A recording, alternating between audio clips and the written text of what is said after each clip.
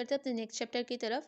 Chapter number 10 basal ganglia में भी most important और जो सबसे ज़्यादा ज़रूरी चीज़ें वो सबसे पहले करवा रही हूँ न्यूरोएनाटमी की इस सीरीज़ में। तभी लास्ट वीडियो में मैं आपको blood supply of brain, spinal cord और वो सब अच्छे से एक्सप्लेन कर चुकी हूँ। अब हम करने वाले हैं बेसल गैंग्लिया। ठीक है, मैं प्रेफर करती होती हूँ स्नेल से हम कर रहे हैं न्यूरोएनाटमी को कवर, और आई प्रेफर कि मैं डायग्राम जो है ना जो भी है वो आपको खुद बना के तो खुद उसको एक्सप्लेन कर दूँ। बेसल गैंग्लिया जो है ये चैप्टर बहुत आसान है और बहुत मज़े का है। बस इसमें मसला ये आता है कि बच्चों को जो है ना वो स्ट्रक्चर या इन चीज़ों को अंडरस्टैंड करने में थोड़ा सा मसला होता है, जिस वजह से आप इसको समझ नहीं पाते हो। अब आपने जो है हमारे पास यहाँ से है बेसल, पहले तो ये देख लें, ये न्यूक्लियस, ये तो आप लिखे हुए हैं आपको पता चल जाएगा। अभी इनके नेम के साथ ज़्यादा कंफ्यूज नहीं होना, मैं आपको जब ड्रॉ करूँगी तो आपको उसमें समझ आ जाएगी। कोडेट न्यूक्लियस, ठीक है, लेंटिफॉर्म होता है ग्लोबस पैलिडस और प्यूटामन, इन दोनों को मिला के कहते हैं क्लोस्ट्रम। फिर कॉर्पस स्ट्राइएटम कोडेट और लेंटिफॉर्म को मिला के कहते हैं, ठीक है। बहरहाल अब ये जो कोडेट है, ये जो लेंटिफॉर्म है अमिग्डोलॉइड है, फिर उसके बाद ये आपके पास सबथैलेमिक न्यूक्लियाई है, क्लोस्ट्रम है। ये क्या है, इनके क्या रिलेशंस है जो यहाँ पे लिखा है, ये क्या लिखा हो ये आपको डायग्राम से समझ आएगा, जो कि ये बिल्कुल अच्छी नहीं बनी हुई। ठीक है, तो लेट्स ट्राई कि हम खुद आपको डायग्राम से एक्सप्लेन कर दें।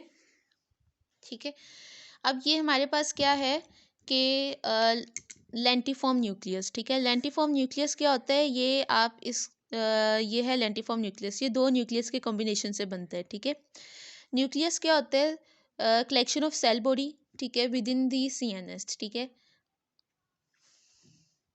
और जो है वो ये कलेक्शन ऑफ सेल बॉडीज को जस्ट न्यूक्लियस कहते हैं। अब जो है हमारे पास ये है लेंटिफॉर्म न्यूक्लियस। ठीक है, अभी मैं नेम इसके बाद में दूंगी, ये सारे जो स्ट्रक्चर्स हैं और जो ये वाली डायग्राम है पहले हम उसको यहाँ पे ड्रॉ करके अंडरस्टैंड करते हैं कि बेसल गैंग्लिया के पार्ट कौन कौन से हैं, उसके बाद हम इसको आगे देखेंगे। ठीक है, कॉर्डेट न्यूक्लियस, ठीक है, कॉर्डेट न्यूक्लियस के बाद हमारे पास यहाँ पर जो है ना वो करके पड़ा होता है थैलेमस। ठीक है, थैलेमस जो है ना हम इसको यूं, ये इसके अंदर वाई शेप वाइट मैटर होता है। ठीक है, तो इसको आप इस तरह से ड्रॉ कर सकते हैं, ये है थैलेमस। ठीक है, अब यहाँ से जो हमारे पास होता है प्यूटामन। ठीक है, प्यूटामन के साथ जो है ना हमारे पास एक न्यूक्लियस होता है जो जा रहा है यहाँ से, वो है कॉर्डेट न्यूक्लियस। ठीक है, कोडेट न्यूक्लियस इस तरह से पड़ा हुआ है जैसे सपोज कि ये एक ना रैट की तरह है। ठीक है, जो आगे आपके प्यूटामन से कर रहा है कम्युनिकेट। ठीक है, मैं अभी नाम बाद में लिखूंगी, जस्ट यहाँ पे लिख देती हूँ कि ये लेंटिफॉर्म न्यूक्लियस है, P फॉर प्यूटामन। ठीक है, और ये जो है GP मतलब कि ग्लोबस पैलिडस। ठीक है, ठीक हो गया। उसके बाद जो है हम यहाँ से जो हमारे पास कॉर्डेट न्यूक्लियस है ना, ये इस तरह से भरा हुआ है कि आगे जो है इसका जो माउथ है ना वो है प्यूटामन पर। ठीक है, और ये सपोज करें कि ये एक रैट की तरह है। ठीक है, और ये इसकी जो बॉडी है ये थैलेमस के ऊपर से जा रही है, और ये पीछे इसकी जो टेल है ना, ये यहाँ पे आके इसकी जो टेल है वो इधर आके ख़त्म हो रही है। ठीक है, तो ये है आपके पास क्या, ठीक है, ये है आपके पास कोडेट न्यूक्लियस। ठीक है, कोडेट न्यूक्लियस ये इस तरह से है, आगे इन फ्रंट इसकी जो, ये सपोज मैं यहाँ पे एक आई ड्रॉ कर देती हूँ कि ये इसका हेड है। ठीक है, और ये इसका माउथ है। माउथ जो है ना वो एक, ये एक रैट की तरह है जिसका माउथ जो है वो प्यूटामन पे है।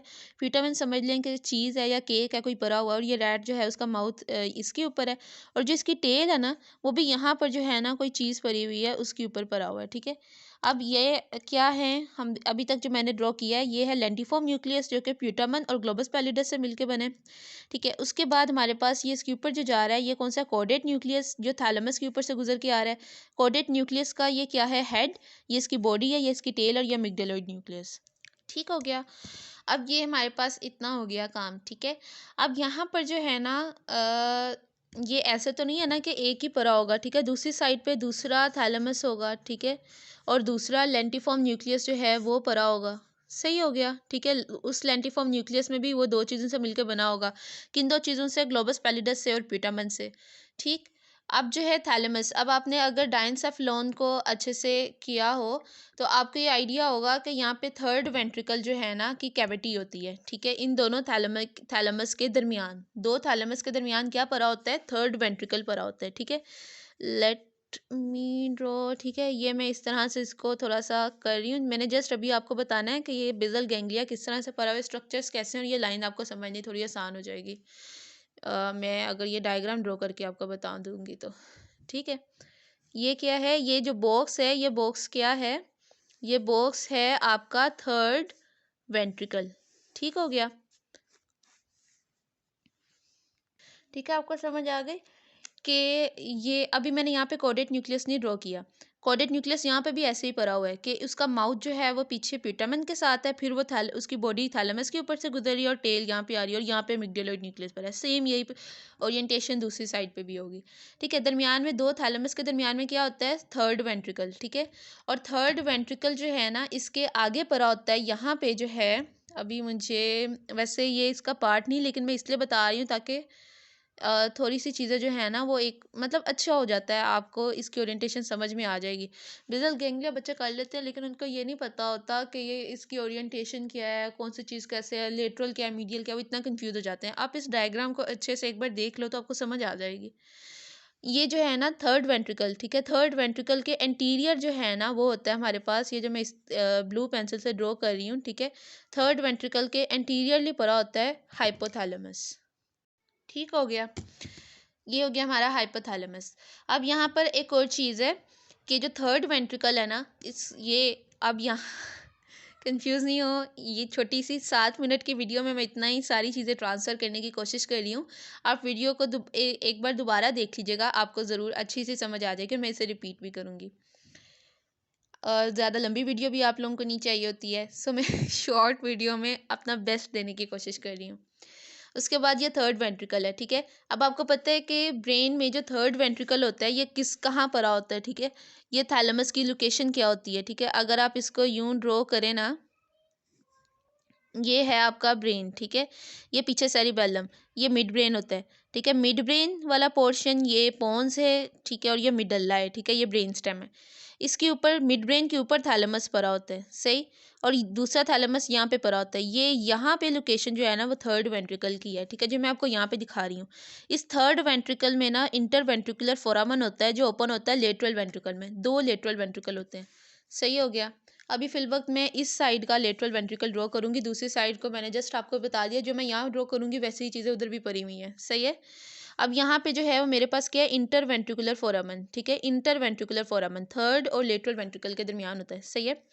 अब लेटरल वेंट्रिकल अगर आपने इसकी वीडियो देखी हो तो लेटरल वेंट्रिकल ऐसे होता है कि लेटरल वेंट्रिकल जो है इसकी होती है, एक फ्रंटल हॉर्न होता है। ठीक है, एक इसका होता है ऑसिपिटल हॉर्न। ठीक है, और मैं रिपीट ज़रूर करूँगी इन चीज़ों को, कंफ्यूज नहीं होना और परेशान बिल्कुल नहीं होना। और एक इसका होता है ऑसिपिटल हॉर्न। ठीक है, इस तरह से लेटरल वेंट्रिकल होता है।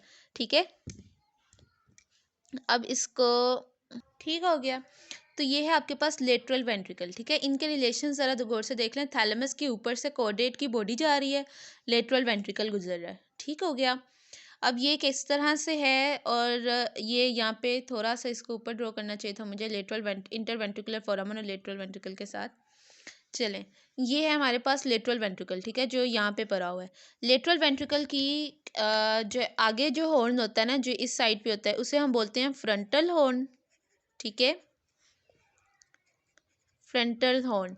ठीक है, जो बैक साइड पे होता है ये ओसिपिटल हॉर्न है, और जो नीचे है ये होता है इंफीरियर हॉर्न। ठीक हो गया, ऑसिपिटल हॉर्न और इंफीरियर हॉर्न। ठीक है, इसके बाद बस एक चीज़ हमारी रह गई है, वो है फॉर्निक्स। कि फॉर्निक्स यहाँ पे किस तरह से पड़ा हुआ है। फॉर्निक्स जो है वो इस तरह से होता है कि फॉर्निक्स की यहाँ पर बनती है inferior horn of lateral ventricle के करीब। यहाँ पे फॉर्निक्स की होती है पैरा हिप्पोकैम्पल बॉडी। ठीक है, उसके बाद ये बना रहा है ये आगे फॉर्निक्स आ गया। ठीक है, और ये लेटरल वेंट्रिकल के ऊपर से गुजरता है। ठीक है, लेटरल वेंट्रिकल के ऊपर से गुजरता है। ठीक है, फिर ये थर्ड वेंट्रिकल के करीब पहुंचेगा। थर्ड वेंट्रिकल के आगे क्या पड़ा हुआ था, हाइपोथैलेमस। जब मैंने आपको स्टार्ट पे ब्लू से बताया था कि थर्ड वेंट्रिकल की एंटीरियर वॉल जो है ना वो हाइपोथैलेमस बना रही है। ठीक है, तो अब थर्ड वेंट्रिकल के करीब पहुंचता है। थर्ड वेंट्रिकल में ना होती है हमारे पास मेमिलरी बॉडीज। ठीक है, तो ये फोर्निक्स वहां तक जाता है। ओके, अब मैं रिपीट करती हूँ, मुझे पता थोड़ा सा ज़्यादा हो गया। मैं आपसे रिक्वेस्ट करूँगी काइंडली वीडियो को दोबारा ज़रूर एक बार देख लीजिएगा, अगर आपको चीज़ें ओरिएंटेट करने में थोड़ा सा मसला हो रहा है तो इसे एक बार दोबारा ज़रूर देख लीजिएगा, क्योंकि ये कम से कम 1 घंटे का लेक्चर बनता है, लेकिन इसको शॉर्ट करके आप 9-10 मिनट में कन्वे कर रहे हो। तो और अगर आप फर्स्ट टाइम ये चीज़ें देख रहे हो या फर्स्ट टाइम कर रहे हो, या तो फिर, और अगर आप सेकेंड ईयर MBBS के स्टूडेंट हो तो ओके, ये देखें, अब मैं रिपीट कर रही हूँ, लेंटिफॉर्म न्यूक्लियस किन दो चीज़ों से बना था, ग्लोबस पैलिडस और प्यूटामन, ठीक है। उससे आगे क्या पड़ा हुआ था, अच्छा ये तो मैं बताना भूल गई कि लेंटिफॉर्म न्यूक्लियस के जो आगे ये स्पेस होती है ना, ठीक है, इस स्पेस पे यहाँ पे वाइट मैटर के फाइबर होते हैं। अच्छा, जब मैं बोलूँ ना न्यूक्लियस, तो वहाँ पे जो है वो ग्रे मैटर वहाँ पे होगा। ये जो आगे है यहाँ पे जब मैं बोलूँ वाइट मैटर, ठीक है, या मैं बोलूँ कैप्सूल, तो वो वाइट मैटर है, ठीक है। यहाँ पे ये क्या है, इंटरनल कैप्सूल, ठीक हो गया। चले, अब ये ग्लोबस पैलिडस लेंटिफॉर्म न्यूक्लियस, ठीक है, जो कि प्यूटामन और ग्लोबस पैलिडस से मिला है। इससे आगे आपको मिलेगा इंटरनल कैप्सूल, फिर उसके ऊपर एक रैट की तरह का ना न्यूक्लियस पड़ा हुआ है, कोडेट न्यूक्लियस, ठीक है, जिसका माउथ है प्यूटामन पे, जिसकी बॉडी थोड़ी थैलेमस के ऊपर से आ रही है, और टेल जो है जिसकी अमिगडालॉइड न्यूक्लियस से जाके मिल रही है।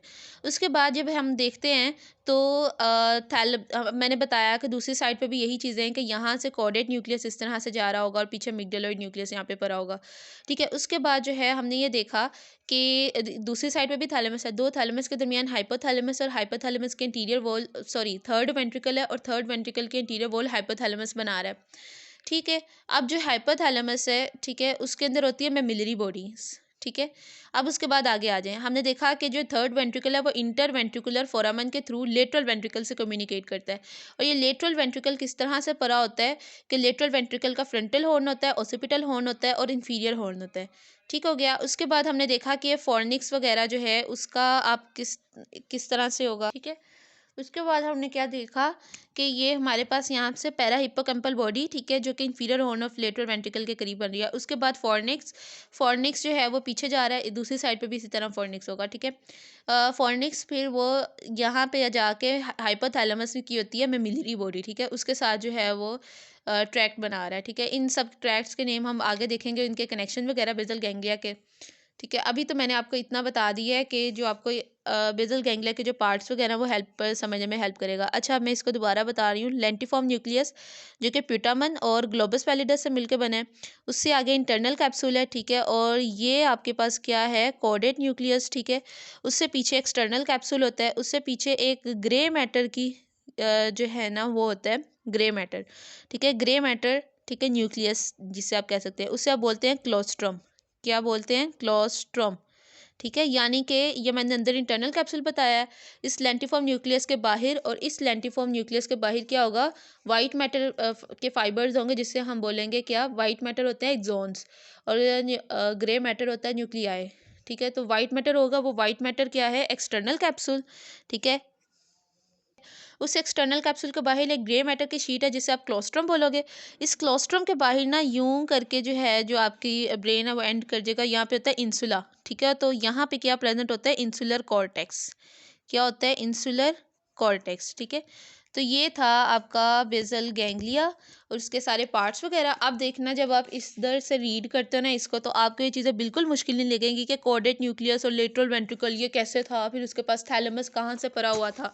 जब आपने ये देख लिया है कि कोडेट न्यूक्लियस फिर लेटरल वेंट्रिकल का क्या रिलेशन है, थैलेमस का क्या रिलेशन है, तो ये चीज़ें आपको कोई भयानक ख्वाब जैसी नहीं लगेंगी। फिर आपको ये क्लोस्ट्रम कहाँ था, फिर ये ग्लोबस पैलिडस कहाँ पे था, अमिगडालॉइड न्यूक्लियस क्या कर रहा था। अमिगडालॉइड न्यूक्लियस का ज़्यादा काम जो है ना वो उसमें होता है, लिम्बिक सिस्टम में, हम उसे वहाँ पे पढ़ेंगे। अच्छा, सब थैलेमस रह गया, ये मैं आपको बताती हूँ। क्लोस्ट्रम क्या था, ठीक है, और ये मैं आपको नेक्स्ट वीडियो में बता देती हूँ। ये तो ज़्यादा मुश्किल नहीं था, जब मेन काम था हमारा वो हो गया है। Okay, best of luck. अब हम नेक्स्ट वीडियो जो है ना उसमें हम कवर करेंगे इसके कनेक्शंस वगैरह, और इससे अच्छे कनेक्शंस मैं आपको बताऊँगी, मतलब कि ये थोड़े से कन्फ्यूज़ करके लिखे हुए हैं। ओके, अल्लाह हाफिज़।